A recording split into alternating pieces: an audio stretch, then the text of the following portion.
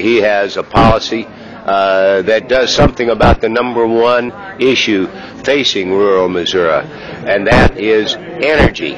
John McCain understands that we need to produce more domestic oil and gas, need to produce more electricity through nuclear power. We need more conservation through batteries.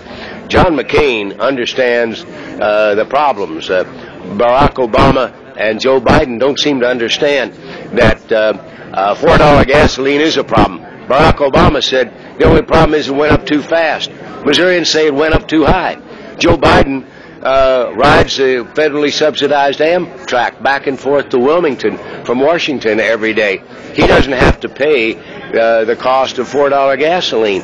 These two fellas don't understand what the price of energy is doing to our families, to farmers, to small businesses, to truckers, to the parent who has to drive her children around, the person who is assisting old folks with Meals on Wheels, volunteer firemen, all who are paying the price of $4 gasoline. What about the social conservatives, rural Missouri, and the base of the party? Oh, the base of the party, no question, is fired up. I saw them fired up in O'Fallon, Missouri on Sunday. I had a number of people at church on Sunday before I went to that telling me how enthusiastic they were.